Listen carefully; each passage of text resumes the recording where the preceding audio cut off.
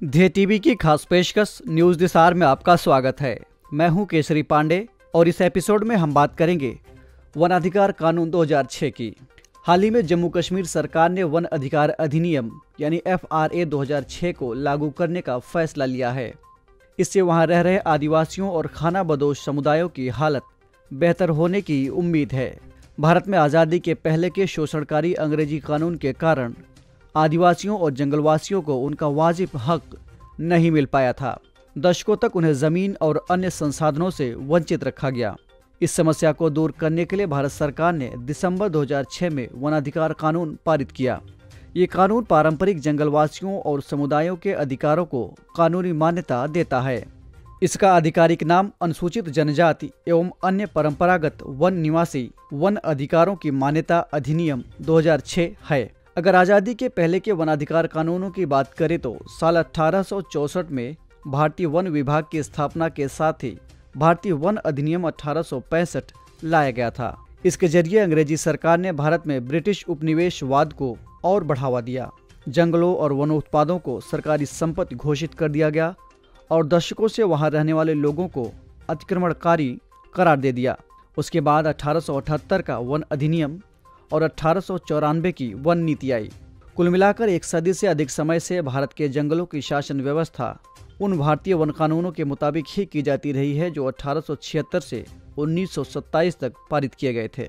इन कानूनों का पर्यावरण संरक्षण से कोई लेना देना नहीं था, बल्कि सरकार का मकसद इमारती लकड़ी के इस्तेमाल और प्रबंधन को अपने हाथ में लेना था।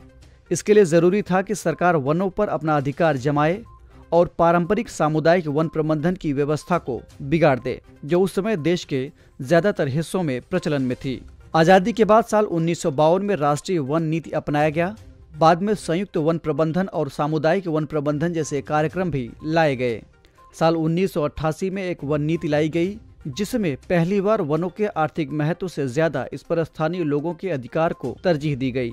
हालांकि इस नीति को कानूनी जामा नहीं पहनाया गया था, इसलिए यह जमीनी स्तर पर उतना प्रभावी नहीं रहा। लेकिन बाद में वनाधिकार कानून 2006 इस दिशा में एक अहम कदम साबित हुआ।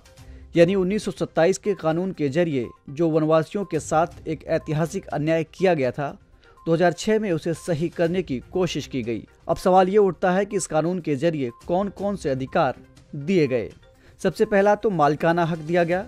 कानून के मुताबिक आदिवासियों या वनवासियों को उस जमीन का पट्टा दे दिया जाएगा जिस पर वो खेती कर रहे हैं या लगभग 3 पीढ़ियों या 75 साल से रह रहे हैं।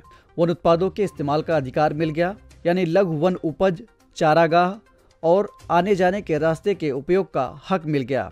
राहत और विकास से जुड़े अधिकार भी मिले, यानी वन्य सुरक्षा को देखते हुए अवैध निकासी या जबरन विस्थापन के मामले में पुनर्वास और बुनियादी सुविधाओं का अधिकार भी दिया गया। साथ ही यहाँ रह रहे लोगों को वन प्रबंधन का अधिकार दिया गया, यानी आसान शब्दों में कहे तो जंगलों और वन्य जीवों की रक्षा का हक इन्हें दिया गया। खैर, सरकार कानून तो लेकर आई, लेकिन ये चुनौतियों से मुक्त नहीं रही। उदाहरण के तौर पर वनाधिकार कानून यानी FRA के तहत जंगल की जमीन पर समुदायों के दावों को दर्ज करने की प्रक्रिया इतनी जटिल है कि कानून का मूल मकसद पूरा होता नहीं दिख रहा है। सामूहिक उद्देश्य मसलन स्कूल, चारागाह और आंगनबाड़ी आदि के लिए दावा कौन पेश करे, इस पर दुविधा बनी रहती है। आदिवासियों की आड़ में भूमाफिया, लकड़ी माफिया और राजनीतिक रसूख रखने वाले लोग इस कानून का बेहद दुरुपयोग कर रहे हैं। FRA के लागू होने के बाद भी वन विभाग अंग्रेजों के पुराने कानूनों के नक्शे कदम पर ही चल रहा है। नए वनाधिकार कानून को लागू करने के बदले वो पुराने कानूनों को ही लागू करके जंगल और जनता पर अपना दबदबा बनाए रखना चाहता है। एक आंकड़े के मुताबिक जम्मू कश्मीर में आदिवासियों और खानाबदोश समुदायों की आबादी लगभग 14 लाख है। इतनी बड़ी तादाद में लोगों के कल्याण का सवाल है।